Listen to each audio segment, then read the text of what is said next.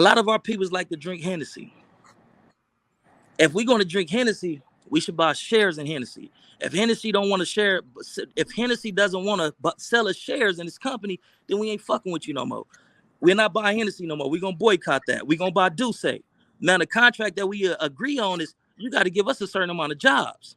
You got to include us in certain outreach programs or whatnot that Douce does in regards to the community. And we're going to solely drink Douce because now we have shares in it. If we have shares in it, we own it. Now, if we're going to wear Nike, we got to have some type of negotiation with Nike. If you want us to continue to spend this $27 billion annually with you, then we need some type of buy-in, homie. Because if we stop buying in, they lose billions upon billions of dollars. So if Nino Cappucino got a clothing brand, Nino, look, we gonna solely buy from you. But these is the conditions and these is the terms. You gotta hire these many amount of people. We gonna fund these peoples. We gonna fund these movements and whatnot, and then we gonna all be cool. And if we can do that, man, the dynamics of our community have changed. We got to invest in those who invest in us. And right now, nobody's investing in us unless it's rooted in publicity. If it's not rooted in publicity, then nobody give a fuck about the plight of the black man. And then look, I want to say this, right? When you a hustler and you selling bricks, you moving bricks, most of us done been in a position to where we was distributing narcotics. If you wasn't, it's all good. But the motherfuckers that we employ is peoples in our community. Even Freeway Rick, you feel what I'm saying? When he was at the height of what he was doing, it was motherfuckers from the community that he was employing. You get these brothers that say this: if you can deal drugs, you can run a Fortune 500 company. This is what they say, right? Right. But when we get in position to run these Fortune 500 companies, we don't hire our people.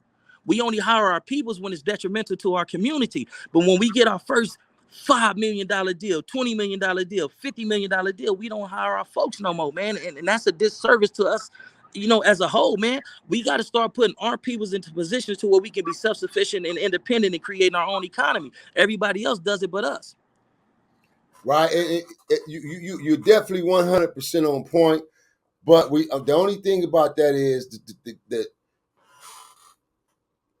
in order to do it, you still got to weed out those who's willing to really do it and put in the real work, not the ones who's going to infiltrate to put in the work. You hired, but now you want to come over here and sit on your phone and sit on your ass and play games. When this is a business we running.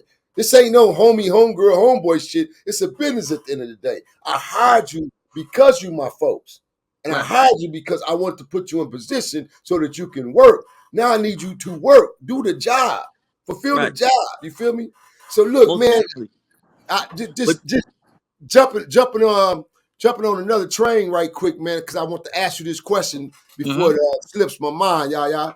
I want to let's go back for a little second and take me back to, was it then? This was after the peace treaty, after the treaty, some years and went by. You older in age now. I believe you like in your 20s, your early young 20s. Is this then when you did some time? You got out of jail? Yeah, I got out of YA. I did from 16 to 21. Okay, and 1 year in prison, Ironwood State Prison. There we go. Now, during that time, how did it come about? You met Jonathan Schwartz, the producer, Jonathan Schwartz, and you was able to participate and be involved with one of the greatest urban films today coming up out of our city of Watts, because you know we've had a few icon films filmed in Watts, the Jordan Downs. We've had television stuff filmed over in our hood, Nixon. You guys have television and film over there, but this particular film that drew my attention directly to you, because once I read the credits, me being a filmmaker, I read the credits and I said, wait a minute, consultant. Then I see Bobby. I say, hold on. Yeah. So I put two and two together and I asked Snipe. I said, man, ain't that the little homie that I say I didn't even.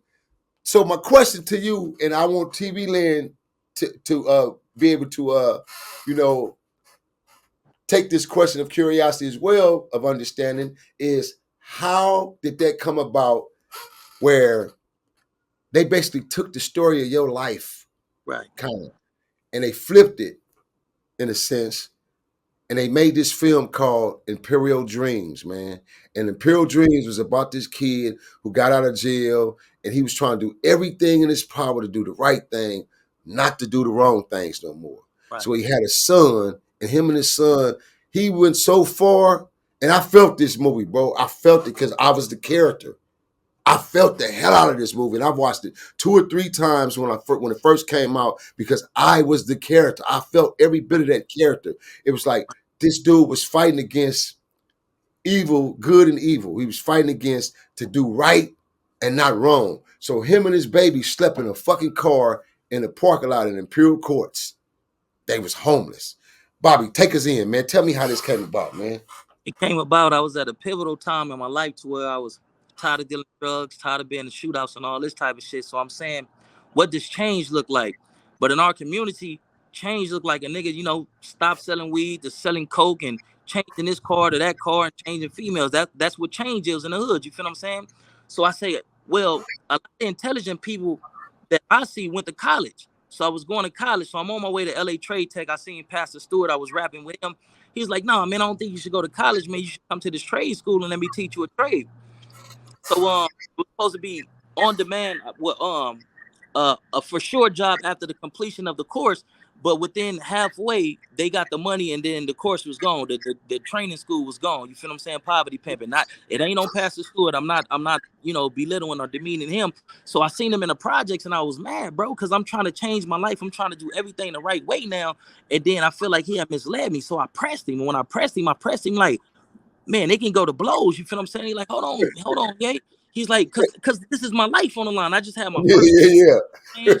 Man, there's motherfuckers that was looking for me. I'm in shootouts.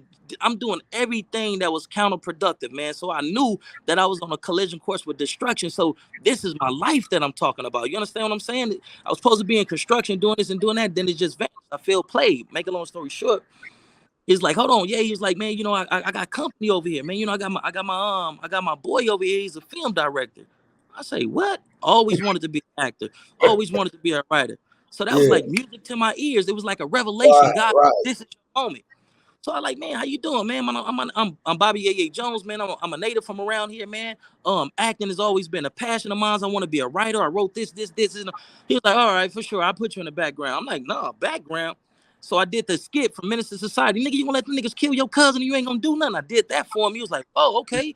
You got a little something there. So we did a movie called Pastor Stewart. After Pastor Stewart, and then we began to develop this organic like brotherhood to where he was taking me to Beverly Hills, getting me out the projects, and that was like a shy of relief for me. You feel what I'm saying? I said, I want this for myself. And how can I get this? And I'm telling him my story. He's like, whoa, man. He was like, yo, life sounds like a movie. It's like, man, I'm honored if you allow me to make a movie script about your life. So I'm thinking he bullshitting. So I just keep on talking, but he came around more frequently. And then he was just talking about my life. And I went to jail for a gun charge. They was trying to give me 21 years because, gang enhancement. Then they stacked that up with a motherfucking strike and all that shit. This dude brought the first draft. The first draft of the script he gave to the DA and he gave to the judge, bro. They went from trying to give me 21 years and they asked me would I accept the deal for 2.5 years. That's how profound and that is how realistic this script is. This script saved me, homie, from going to do 21 years in prison. You understand what I'm saying? But Right. that's how the script came about. He and I just, developing an authentic brotherhood and me just telling him about my life and he taking that, stretching a little bit, tweaking it, and we got Imperial Dreams, man. But it was Malik Vital. Shout out to Malik Vital. Shout out Yes, to my sir. brother, man. Yeah, Malik, definitely Malik. Jonathan was one of the producers on there. Yes, Uh, indeed. but Jonathan as well. hey, damn, y'all, man, that was an impeccable story right there, man. Just that moment, the right place. Just like I say, bro.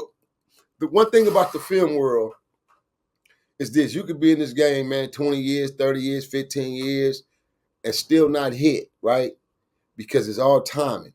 It's Right. all time. One thing about film, it's all timing, bro. It's like the music industry. This shit is time, specifically in film. Filming is timing, bro. Mm-hmm. Right place, right time. You can go do an audition and nail the shit out that audition. But guess what? The director decided, damn, I really like this guy, or I really like this young lady, but I wanna go with 4 more inches taller, Right. a little skinnier. He's too Right. broad, too buff. Just those little bitty critique things can stop you from getting work because it wasn't Right. that timing. So it's all about timing. And what he did was, here it is, he was in a very, very stressful moment of his life. Here's a youngster man who's really trying to make a choice to make a change. And from that change, drastically, really trying to get himself out of it. Right. But still in it, still caught up in it though. Feel me? And here come this moment.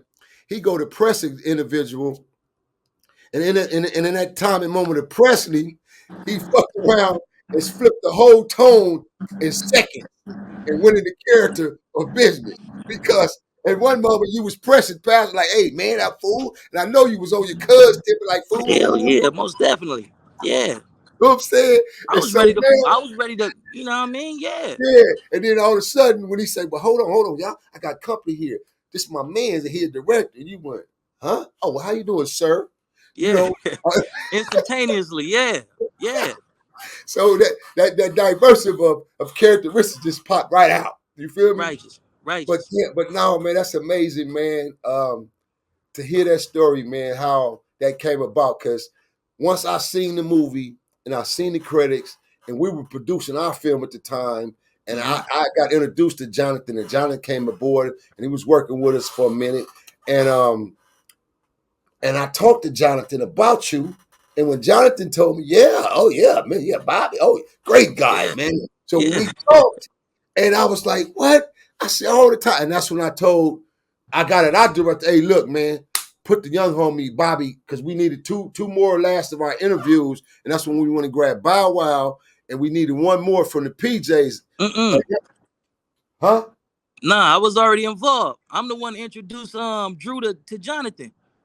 No, I'm telling Drew, what's his name, them, to make sure that he's in it. But I didn't know that. Okay, for Yeah, sure, I for didn't sure. know Yes, that. sir. That's why I'm Yes, saying sir. I didn't know that you was Right. connected already. So once I told them, and they told me, no, yo, we got Bobby. I said, Yeah, oh, yeah, shit, most cool. definitely. So once I seen our first edited cut, you popped up on the screen, and I'm just Right. sitting there looking at you. I say, man, this young nigga got some. He got a cold spit. And Righteous. you remind me of myself. Because I Righteous. said his integrity, man, you know what I mean? And then his heart is really into change for his Righteous. hood, just for our city, just period. So Man, our that, people as a whole. that drew me to you even more. You feel me? Righteous. But hey, listen, man, I appreciate the young homie coming on, man, Appreciate you as well. and sharing that story, man, because I was curious and I wanted to know. And I said, well, shit, man, one day I'm going to just get to the source. I'm going to ask Bobby myself. I'm going to ask him. And now Righteous. you was able to express it to the world, man, the TV land, and share it with us, man. Hey, And that was great dynamics right there, man. You being in the right place at the right time amongst the right individuals. And the crazy part about, see, this is the thing about a film too, homie. uh-huh. You never know. Now, here it is, this director, he's seen something in you. You had a notion of what you wanted to do. You said, I mean, I can act. I wanted to be in film. I want to write. You had the Right. notion, but Right. he's seen the actual story in you Right. that you really didn't even see that he was noticing, because all that time you talking, this is what real directors do. They record, man.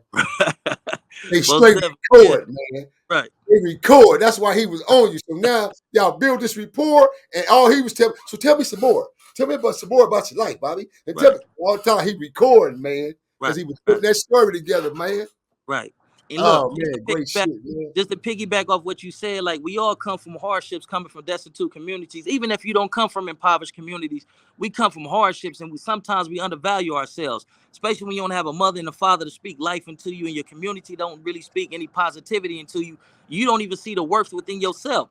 So as I'm telling this dude about my hardships in my life, man, this dude seen diamonds in my life. This dude seen gems in my life. This dude recognized things I didn't even recognize about myself. I didn't really feel that story was worth it to even be told to anybody, because I come from hardships. I come from the gutter. I come from pain. I come from dysfunction and all this type of shit. You feel what I'm saying? So that's a motivation to never give up, to keep on pushing, because you never know when that moment is going to be that moment and what you bring to the table for individuals and yourself. You feel me? So just a positive nugget for anybody that's dealing with depression, which a lot of us do. And I deal with that shit as well. PTSD, anxiety, and all that. You feel what I'm saying? Keep on motherfucking pushing, man. Straight up. Straight up, man. You heard what he said, man. Keep pushing. Keep your head up, man, no matter what. And stay prayed up, man.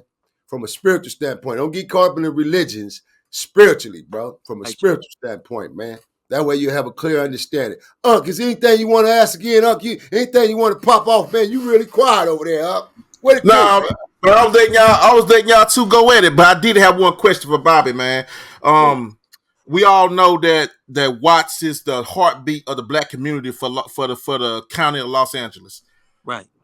How do you feel about the city officials and the county officials starting the gentrification, and they starting it in Watts, starting with the $1 billion development of Jordan Downs and and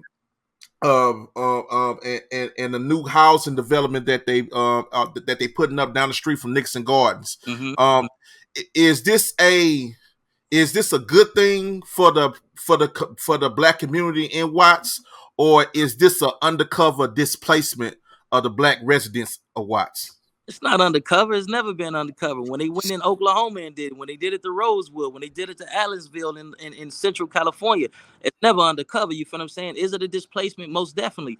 But Yeah. the dynamics for Watts is slightly different because we mismanage Watts. Anything that you mismanage, you lose. We got caught up in this game banging shit. Then that crack era hit us, and we mismanaged our community. So, of course, they gonna come get it because it's prime real estate. Watts is 15 minutes away from everything that's popping in LA. You feel what I'm saying? 15 minutes from the beach, 15 minutes from Santa Monica Beach, 15 minutes from West LA, Beverly Hills, Long Beach, Compton, everything. Watts is really kind of like center right there in the middle of everything. So of course they're gonna come and get that prime real estate when their houses and shit is falling off hills and whatnot. You feel me? We mismanaged our community, man. And into the and we did a disservice to our youth. You feel what I'm saying? Our future generations. We mismanaged it. They see the value in it and they come in and get it. You feel what I'm saying? And then you also got to understand any community that you go to where it's predominantly blacks and they're developing an identity, other entities come in and say, oh no, this can't be an enclave of greatness for blacks. So we gonna break this shit up. And I'm not playing a racial card. I'm just telling you what's real. Because when we find out who we truly are and we put our own definitions and identity on us, we'll be unstoppable. You feel what I'm saying? Just like in the peace treaty, where motherfuckers saying, man, this nigga ain't my enemy. This nigga shit, breathe, eat, and do the same shit I do. This my partner. I can relate to this motherfucker. You feel what I'm saying? We start to identify with one another, start to create our own identity, independent of what the media was telling us we were and we were not. You feel what I'm saying? So anytime we get a place to where it's predominantly us and we're self-sufficient, independent, and developing our own identity, they gonna come and break that shit up. Nah, we ain't about to have that. And Man. just real quick, the peace treaty was pretty much sabotaged by outsiders coming in, doing shootings and all that shit on the slick side and all that, and us being reactionary instead of being responsive. You feel what I'm saying? And responding to it, we reacted to certain shit. You feel what I'm saying? And that kind of like fucked us up too. They seen how powerful it was, and they came and taking sneak shots at the Jordan Downs and the Nickersons and Imperial Courts and all that. And instead of us using those lines of communication, we just reacted, man, and it kind of like fucked us all. You feel me? Right. And to add to that, it wasn't just outsiders as well. What brought about the outsiders was fucking LAPD and the sheriff. They went and got him. They went and got him and told him, go ahead, it's cool. Because they wanted the conflict. They wanted us to have the conflict. And then they got so to the point where, like I explained to you guys out there, TV Land, how we was minimizing other gangs who were at war. Then you couldn't come to our parties with your war. If you come to our party, we pass searching. Ain't no guns around here but the niggas who carry guns who's from this side and Watts. All the rest of you niggas, ain't no guns being carried in our parties. So that's how we was able to minimize it on our turf. But the police got to the point where they hated what we were doing. So Tony Bogart, rest in peace. My homeboy Camp Dog, feel me? OG Camp Dog and Tony Bogart was kicking it one night. Just to show you reference of what I'm saying. They was chilling one night and they actually filmed and viewed and watched LAPD bust on the PJs, shoot down the street in our projects, and did a drive-by in our projects, bro.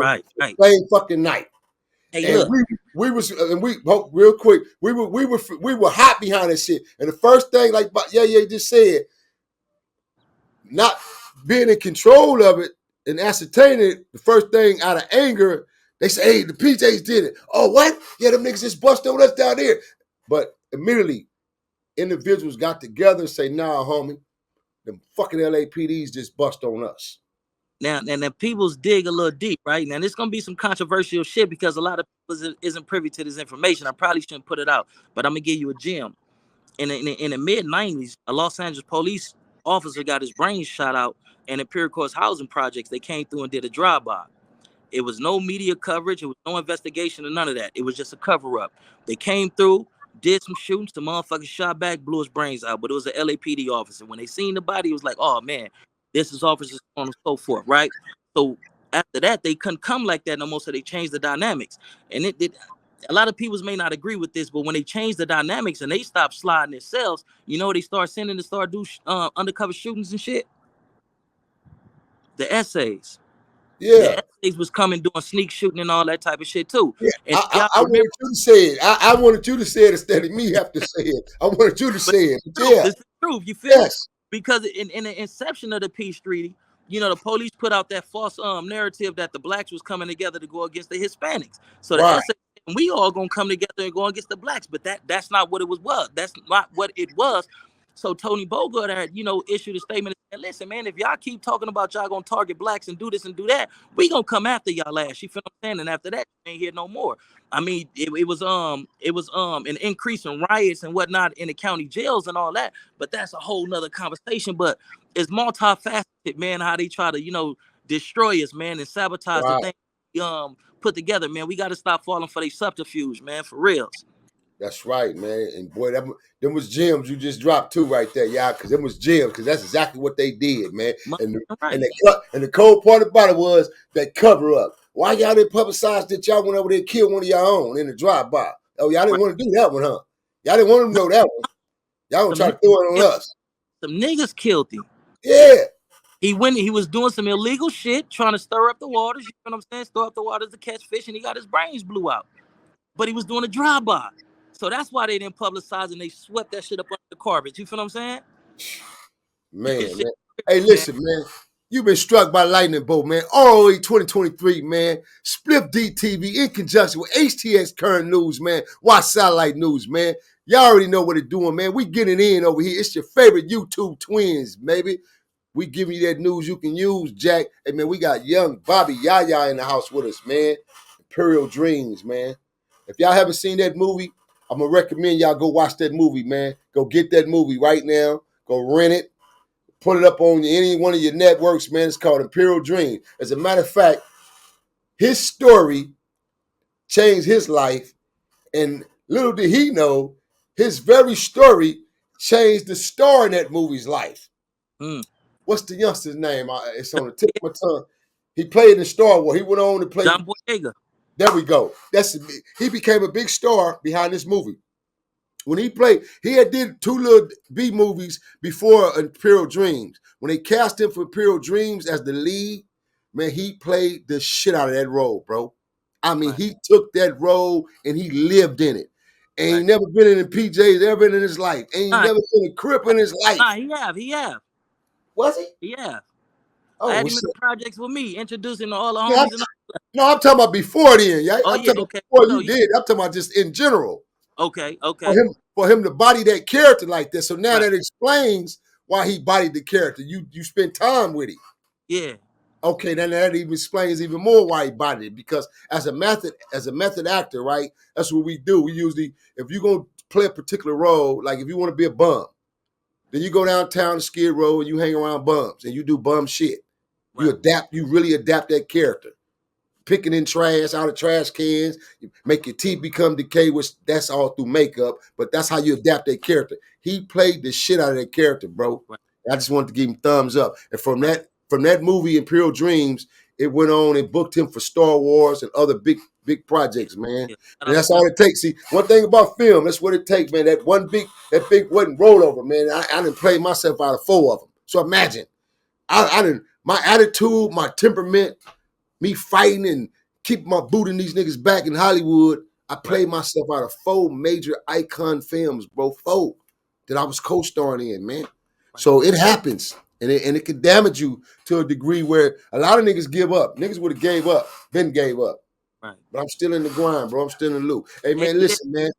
Before we end this, I want to tell y'all, man, go check out my book, Lyrics My Reality by Bobbyyaya Jones. Bobbyyaya Jones presents Infamous Course. Check out those books, man. These are the books that I was trying to get published in a movie. So after you watch the movie and you want to know what the book is about, go to Amazon, check out the book. Bobbyyaya Jones presents Lyrics from My Reality and Bobbyyaya Jones presents Infamous Course.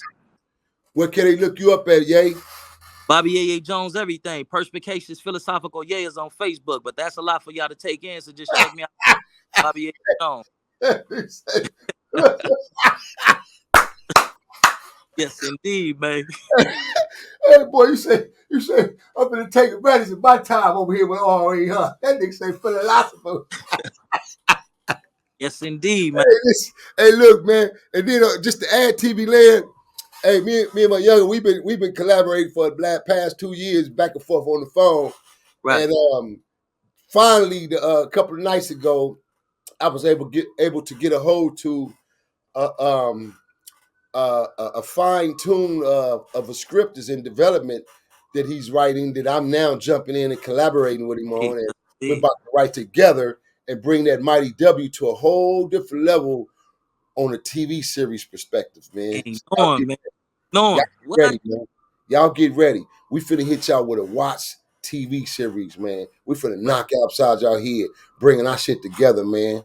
Bringing employment down there in the community and bringing it together, bro. So y'all just stay tuned, man. I don't want to put the name out there of our series. I don't want to put the name out there of the story. None of that. Because you know how niggas that they try to bite and run and none of that. Just know, man, that we're in the trenches, bro, and we working, we grinding, Yeah, man. work. But I'm definitely going to get him over here physically at the studio at the penthouse, man, physically. He's located, Mighty W. Watts. We are taught to survive. Braka!